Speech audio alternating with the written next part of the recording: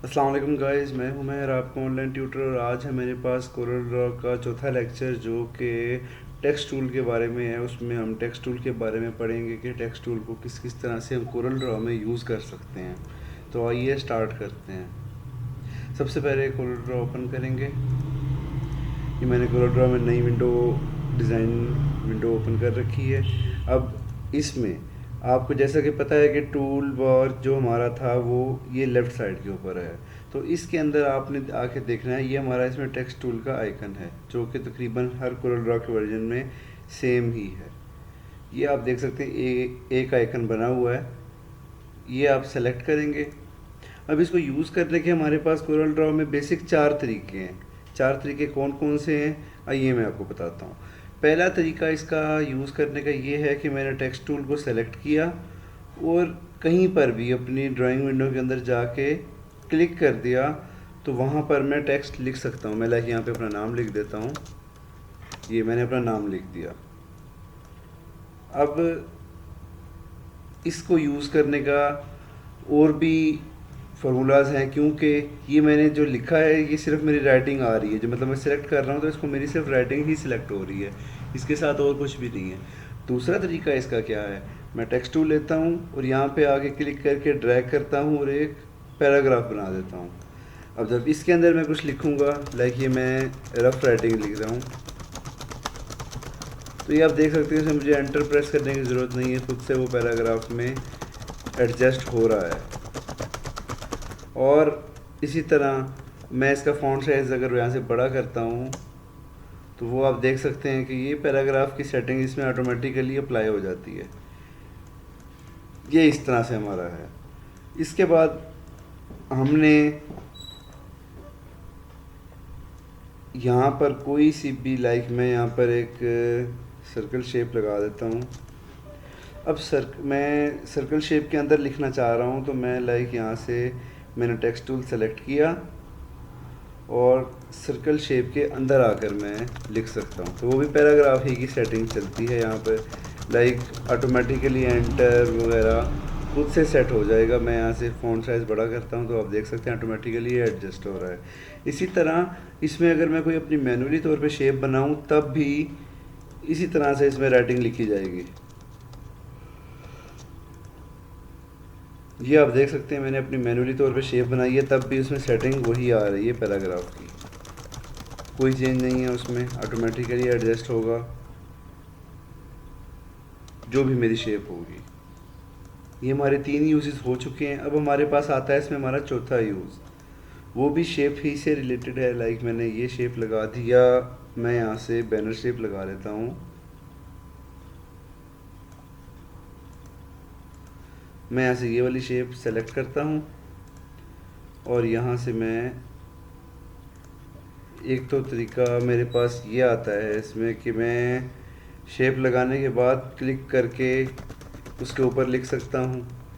दूसरा तरीका क्या आता है, लाइक मैंने ये अपना नाम यहाँ से लिखा था, मैं पहले जो मेरी राइटिंग है मैं उसको सेलेक्ट करूँगा और उसके बाद मैं अपनी शेप को सेलेक्ट कर लेता हूँ शिफ्ट प्रेस करके। ये मैंने सेलेक्ट कर लिया और मैं इधर टेक्स्ट की ऑप्शन में जाता हूँ और यहाँ पर ऑलमोस्ट सेंटर में आएगा,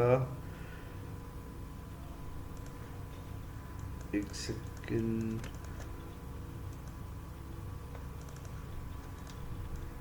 ये यहाँ पर उस पे ऑप्शन नहीं आ रही है, वो कोई भी उसका इशू हो सकता है, वो हम देख लेते हैं वो इशू क्यों आ रहा है। अब यहाँ पर आपने देखा कि मैंने जब उसको फिर टेक्स्ट टू पाथ किया तो वो टेक्स्ट मेरा उस शेप के ऊपर आके अप्लाई हो गया है।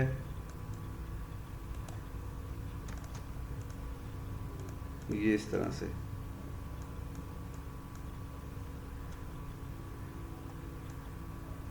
अक्सर टेक्स्ट इस तरह से एरर्स आते हैं हमारी शेप्स में कि ये जिस तरह अभी आपके सामने एरर आ रहा था लेकिन अभी नहीं आया, वो उस टाइम टेक्स्ट के ऊपर सिर्फ सिंपली एरर आया था। उस टेक्स्ट की एक और कॉपी बनाकर उसको कर सकते हैं इसके ऊपर, तो इस तरह के एरर, छोटे मोटे एरर्स आते रहते हैं, वो ख़त्म हो जाएगा।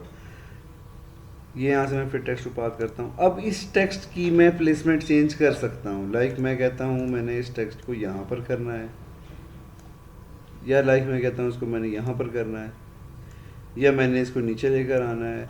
अब इसमें टेक्स्ट की ऑप्शन में आप इसको फ्लिप और यहाँ से मिरर भी कर सकते हैं इसको। ये आप देख सकते हैं अभी अंदर वाली साइड पर आ चुका है टेक्स्ट। और इसी तरह यहाँ से आप ऊपर जाते हैं, यहाँ से भी हो सकता है ये।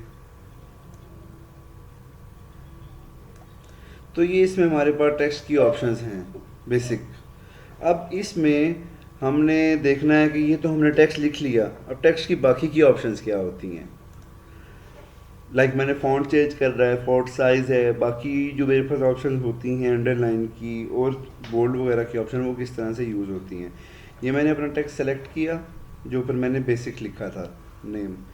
तो ये आप यहाँ पे देख सकते हैं आपके पास फ़ॉन्ट के लिए ये यहाँ पर ऑप्शन आ रही है। इसके बाद ये फ़ॉन्ट का साइज़ यहाँ पर आ रहा है।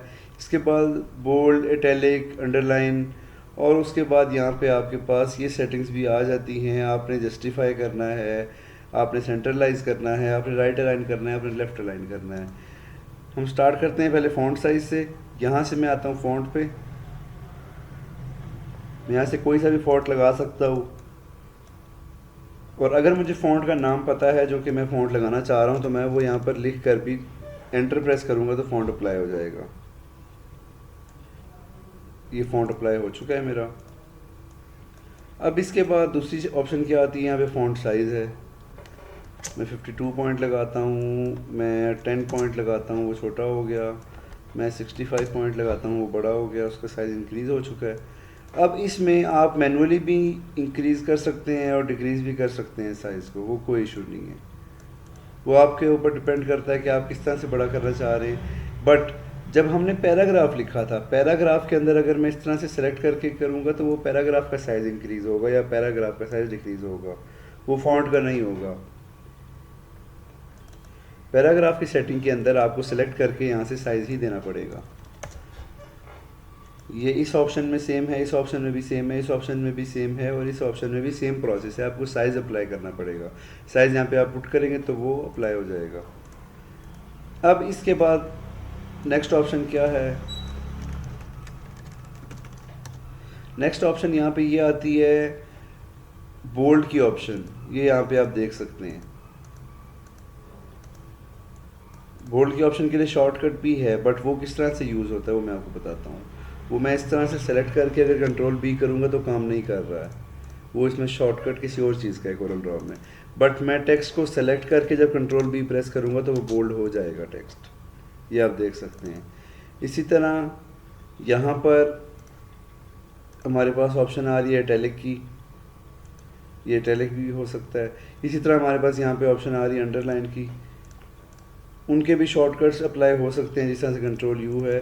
बट इसमें ये है कि आपने ये याद रखना है हमेशा कि जब हमने शॉर्टकट अप्लाई करना है तो उसके लिए हमारे पास ये सेलेक्ट किया हुआ हो हमने राइटिंग को, कंट्रोल यू से अंडरलाइन होगा, कंट्रोल आई से इटैलिक होगा और कंट्रोल बी से बोल्ड हो जाएगा, जो कि हमारे माइक्रोसॉफ्ट ऑफिस वर्ड के अंदर जिस तरह से यूज़ होते हैं हमारे शॉर्टकट्स।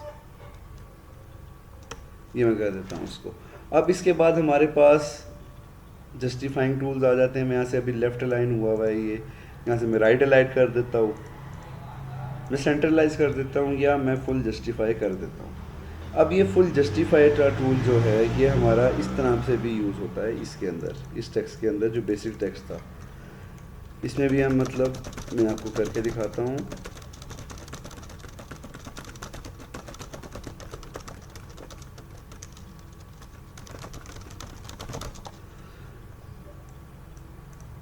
ये मैंने कुछ रफ टेक्स्ट लिख लिया अपना,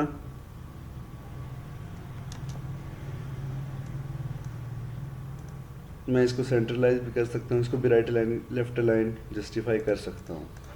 या अगर मैं यहाँ पर कुछ नाम लिखे हों, मैंने फ़र्ज़ कर लें मैंने यहाँ पर लिख लिया,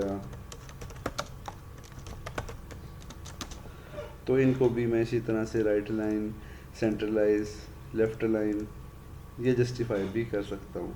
और अगर मैं फोर्स जस्टिफाई करूँगा तो मेरी लास्ट लाइन के ऊपर भी जस्टिफाइंग टूल अप्लाई होगा, वरना सिंपल जो जस्टिफाई था उसके ऊपर लास्ट लाइन के ऊपर हमारा जस्टिफाइंग टूल काम नहीं करता। ये हमारे पास थी बेसिक टेक्स्ट की जो सेटिंग्स थी, ये हमारे पास वो थी।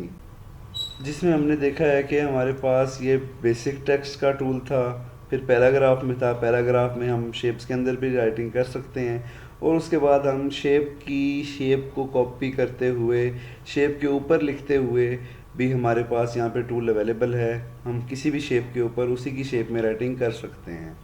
लाइक आपने काफ़ी सारे लोगो बने देखे होंगे जिनके ऊपर राउंड शेप में नाम लिखा हुआ होता है, या आपने काफ़ी सारे ऐसे जगह पे डिज़ाइंस देखे होंगे जहाँ पे एक साइड पे पिक्चर लगी हुई होती है और दूसरी साइड पे पैराग्राफ पूरा लिखा हुआ होता है, तो उसमें हमारी ये वाली सेटिंग्स अप्लाई होती हैं। इसके बाद भी अगर आपको कोई इशू रहे टेक्स्ट के अंदर, तो आप मुझे उसमें कमेंट या मेरा व्हाट्सअप नंबर अवेलेबल होता है, आप उसके ऊपर मुझसे पूछ सकते हैं, तो वो आपको रिप्लाई उसका मिल जाएगा। बाकी अगर आपको लेक्चर पसंद आया तो इसको लाइक करें और दोस्तों के साथ शेयर करें, और अगर आप आगे भी इसी तरह की सॉफ्टवेयर्स के बारे में वीडियोस देखना चाहते हैं तो हमारा चैनल सब्सक्राइब करें और बेल आइकॉन के ऊपर क्लिक लाजमी कीजिए, ताकि हर नई आने वाली वीडियो आपको बर वक्त मिल सके। ओके, अल्लाह हाफ़िज़।